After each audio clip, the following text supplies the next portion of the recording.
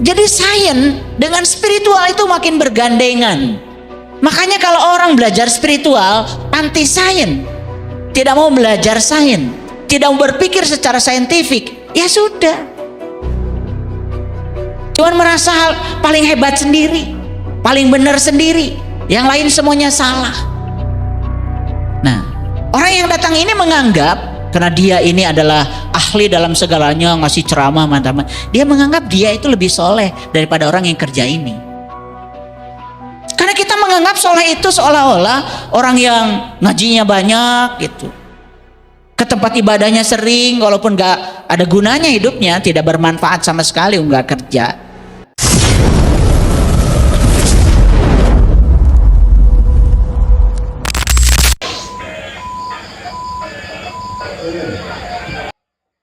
Apa yang dilakukan oleh orang bijak hari ini itu baru akan dilakukan oleh orang-orang bodoh 3 hari kemudian, itu aja, beda waktu.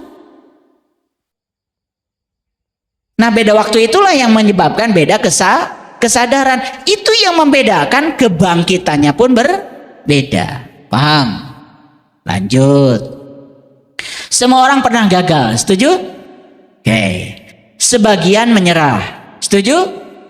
Siapa?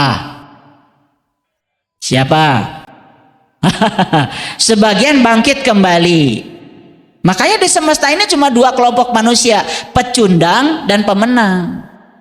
Siapa pecundang? Saat ada kegagalan gak mau bangkit. Siapa pemenang? Saat ada kegagalan dia bangkit. Ya sudah, kegagalan hanya keberhasilan yang tertunda. Begitu aja. Kira-kira Bapak Ibu masuk pecundang atau pemenang? Hebat, keren ya. Ya, nggak apa-apa. Kadang-kadang kebenaran itu harus dilahirkan oleh kesalahan. Nggak apa-apa, ya. Jalanin aja. Lanjut dulu. Seseorang yang mampu bangkit setelah jatuh adalah orang yang lebih kuat daripada seseorang yang tidak pernah jatuh sama sekali. Bagus nggak? Jadi jatuh tuh bagus nggak? Bagus. Ada pengalaman. Makanya orang yang mampu bangkit setelah jatuh lebih kuat daripada orang yang tidak pernah jatuh sama sekali. Coba ya, orang kayak saya ini, sekeluarga 11, saya anak ke-7. Gagal saya mau jadi anak bungsu, karena punya adik lagi 4. Ya, mau manja-manja gimana coba? Bapak saya bilang, kalau sepatumu nggak dicuci, ya pakai aja sepatu kotor. Kalau baju seragammu yang satu-satunya nggak dicuci, ya pakai aja seragam kotor. Tidak ada baju dicucikan ibu, dibajukan bapak, nggak ada cerita. Bahkan untuk makan pun, ya, tidak selalu tersedia di rumah, harus mencari sendiri. Kira-kira beda nggak dengan anak yang selalu difasilitasi? Beda nggak? Beda. Saya jatuhnya sering banget, sehingga kuat. Nah, anak yang nggak pernah jatuh, orang tuanya khawatir, main sebentar aja pergi, udah dicari, harus di rumah terus. Coba, jadi kuat nggak? Enggak. Makanya hidup itu harus alami, harus alami. Jadi saya bersyukur ya. Saya bersyukur karena saya telah dipilihkan orang tua terbaik untuk kelahiran saya. Dan lewat beliau itulah, ayah ibu saya menjadi sayang hari ini. Saking sering jatuhnya, sering bangkitnya, maka jadi kuat. Pergi ke Bandung naik truk, orang lain naik bis, mau sekolah. Ya, nyampe di Bandung ya nggak punya uang, orang lain kos, saya tidur di masjid. Tambah kuat kan? Orang lain tidur di kasur, saya tidurnya di tikar. Waktu istri saya calon istri saya berkunjung ke tempat saya, nanya, mana kasurnya? Nggak ada. Lemarinya ya cuma di pojokan aja, ada bekas bungkus kardus Indomie. Lah saya nggak perlu lemari. payung, bajunya nggak ada. Kedus Indomie aja nggak penuh. Lah bajunya cuma batik dan cut bray. Waktu itu mewah itu. Mewah.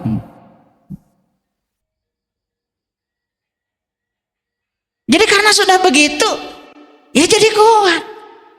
Jadi nggak usah takut ketika anak-anak kita harus belajar prihatin, nggak usah takut. Itu cara semesta menguatkan. Yang penting dorong supaya mereka tetap mau bangkit. Paham ya? Oke. Ini ngerti nggak dari tadi saya ngomong? Oh ngerti ya? Udah.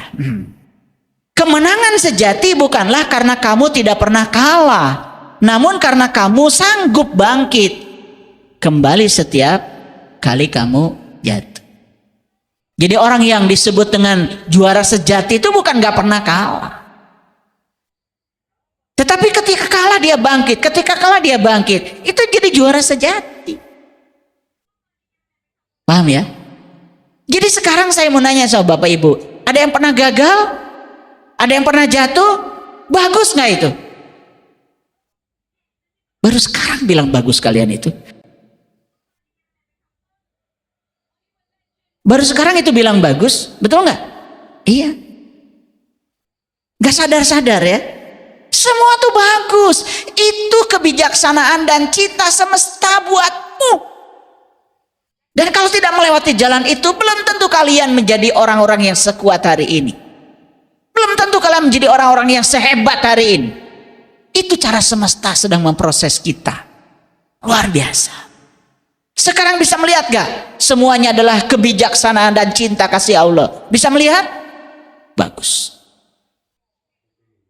Bagus. Sudah mulai sadar. Ada potensi untuk bangkit. Jangan menilaiku dari kesuksesan, tetapi nilai aku dari seberapa sering jatuh dan berhasil bangkit kembali.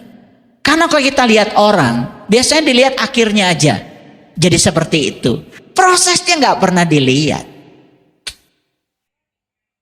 Ada yang tanya sama saya. Saya sekarang apapun yang saya pikirkan, saya rasakan, itu jadi. Ada yang bilang sama saya sudah seperti itu katanya. Pokoknya saya selalu memikirkan dan merasakan, tapi bedanya nggak jadi-jadi. Saya bilang beda kekuatan. Jadi getaran dari sini, dari pikiran, getaran dari perasaan yang saya bangun itu sudah melewati perjalanan panjang.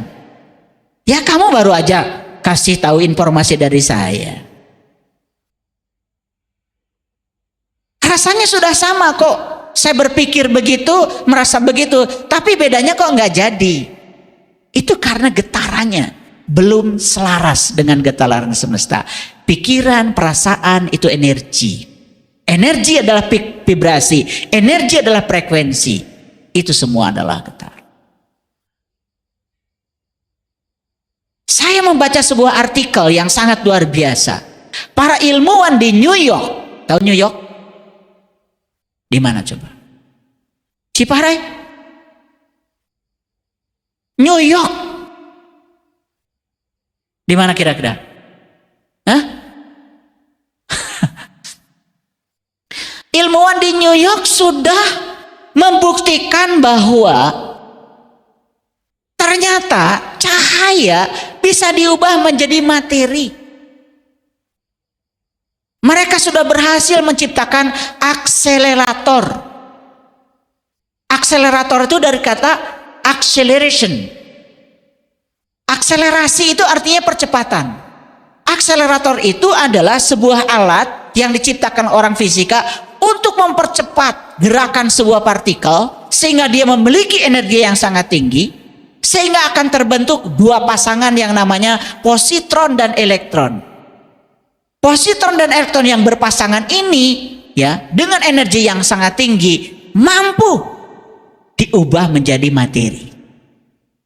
Jadi semakin jelas bahwa yang namanya materi di alam semesta ini pasti berasal dari cahaya.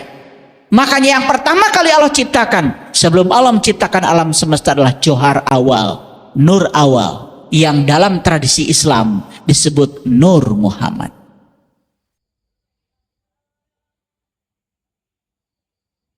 Jadi sains dengan spiritual itu makin bergandengan. Makanya kalau orang belajar spiritual anti sains, tidak mau belajar sains, tidak mau berpikir secara saintifik, ya sudah. Cuman merasa paling hebat sendiri, paling benar sendiri, yang lain semuanya salah.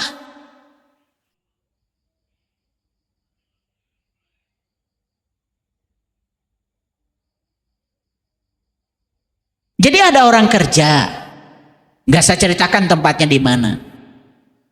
Yang jelas yang kerja ini karyawan saya. Datanglah tuh, ya seseorang. Beliau ini kerjanya, ya suka ngasih ceramah lah di masjid-masjid, gitu. Lalu, ya. Diskusi dengan pegawai saya. Diskusinya apa? Seputar dunia dan akhirat. Jadi saya datang, saya memperhatikan diskusi itu. Nah, orang yang datang ini menganggap karena dia ini adalah ahli dalam segalanya, ngasih ceramah, teman-teman. Dia menganggap dia itu lebih soleh daripada orang yang kerja ini. Padahal orang ini jelas sedang kerja, sedang berbuat, betul? Gitu. Ini saya tanya, mohon maaf, Bapak kerja di mana? Saya nggak kerja. Oh. Lalu saya kok tiba-tiba meluncur mulut saya, kayaknya solehan Bapak ini deh yang kerja. Saya bilang gitu. Karena kita menganggap soleh itu seolah-olah orang yang ngajinya banyak, gitu. Ke tempat ibadahnya sering, walaupun gak ada gunanya hidupnya, tidak bermanfaat sama sekali, nggak kerja, minta sumbangan dulu mulu. Kan kita menganggap itu soleh. Lalu karena dianggap soleh, dia menganggap seolah-olah orang yang kerja itu sedang mengerjakan urusan dunia ini salah. Padahal sebaik-baiknya manusia yang berguna bagi manusia lain, betul nggak? Coba saya mau nanya, yang sholat di masjid ini dengan yang bikin masjid ini, solehan mana? Ya dua-duanya soleh. Kalau yang sholat juga ikut bikin masjid. Paham ya? Paham nggak? Iya, cuma ngomong doang, nggak nyumbang-nyumbang. Nggak soleh. Jadi jatuh itu biasa, Bapak Ibu. Tapi bangkit itu luar biasa. Sekali lagi, jatuh itu biasa, tapi bangkit luar biasa. Siap untuk memasuki kajian yang lebih inti lagi? Oke, baik, sekarang saya mau masuk sini. Pernah membaca nggak surat Al-Zalzalah?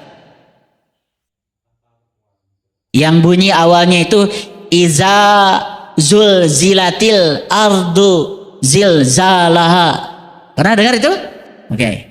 Jadi Al-Zalzalah itu artinya adalah kegoncangan. Kegoncangan. Ya, goncang.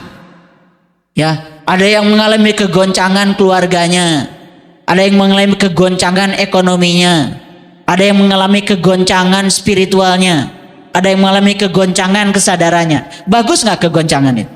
Bagus. Karena semua kebangkitan harus dimulai dengan kegoncangan. Yang nggak digoncang, nggak bangkit-bangkit. Jangan-jangan semua yang hadir di sini pun sebetulnya hadir di sini itu karena diantarkan oleh kegoncangan. Betul nggak? Ada yang kegoncangan fisiknya, mengalami berbagai macam penyakit. Betul nggak? Ada yang kanker, tumor, macam-macam. Kakak sadar. Dasiun. Sian maut. Betul nggak? Iya, gitu. Betul nggak? Bagus nggak kegoncangan itu? Bagus. Karena bagus saya akan bahas ayat ini. Idza zulzilatil ardu zilzalaha. Ketika bumi digoncangkan dengan goncangan yang sangat dahsyat. Lihat saya semuanya. Karena begitu ada kata-kata bumi, yang terpikir oleh kita adalah dunia ini. Betul? Ya memang kadang-kadang digoncang juga nih dunia. Ada gempa sangat kuat. Betul nggak? Setelah gempa kemudian ada tsunami.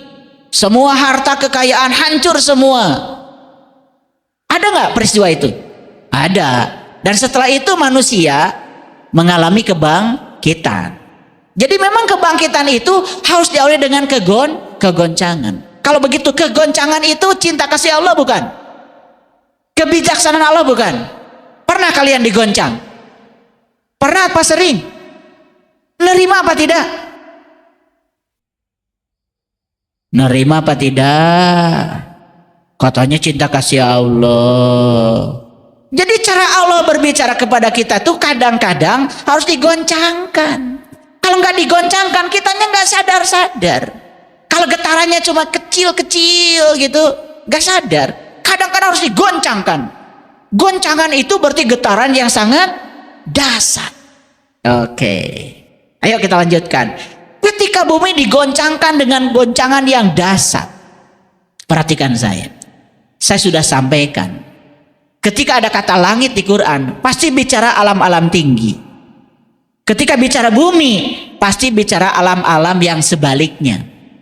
Ya, oke.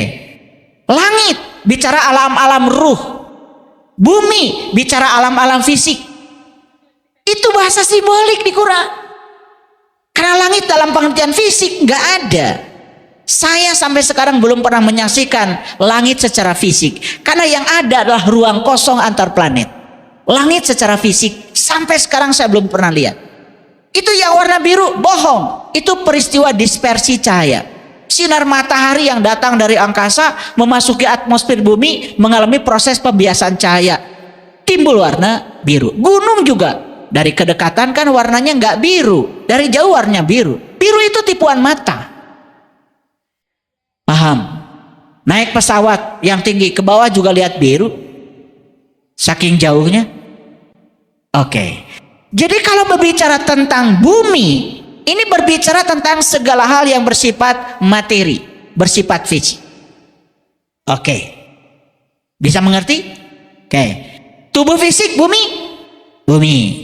Harta bumi? Bumi. Keluarga bumi? Jabatan bumi? Uang bumi? Ladang bumi? Sawah bumi? Oke. Jadi terkadang harus digoncang dulu nih aspek buminya. Aspek materinya. Oke, acungkan tangan. Pernah ada yang hilang mobil? Ada. Pernah ada yang tertipu uang? Ada. Ya, pernah ada yang mengalami penyakit gak karu-karuan gitu sampai tubuhnya sakit terus menerus? Ada? Ada. Ini bagus saya cerita sama orang-orang yang sudah mengalami. Itu yang disebut dengan idza zulzilatil ardu zilzalah. Itu adalah goncangan bagi bumi. Karena apa?